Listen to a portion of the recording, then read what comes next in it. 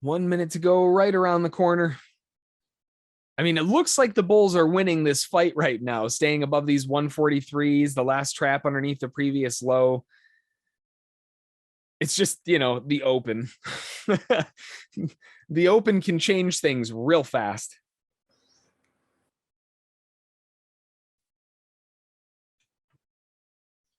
Let's see what they want to get going here.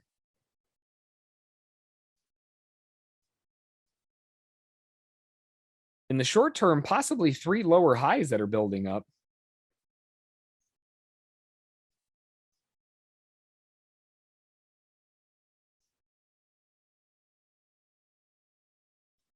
Ding, ding, ding, ding, ding, ding, ding. I don't have the bell anymore. The stock exchange is open. Mild gap to the upside, inside gap up on the S&P. I mean, it opened up in one of the worst spots it could have opened up, right into 30 quarter. Again, we're at the open, but sellers selling into that 30 quarter, it makes sense. They can't ask for a worse spot to open. Nice little dive here. This is the attempt from the sellers to try to get things going now. We are underneath the POC 143s. Sellers are trying.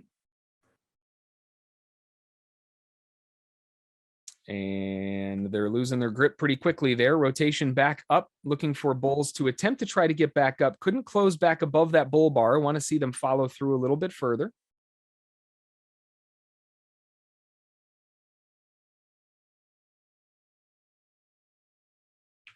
Beautiful continuation up right there. Fantastic. Wow, wow, wee, wah.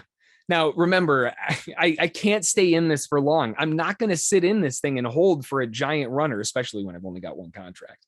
We've got to be realistic. Remember where we are in the bigger picture. We're pulsing near all-time highs. We're breaking tops. This is really awkward. All-time highs are dangerous.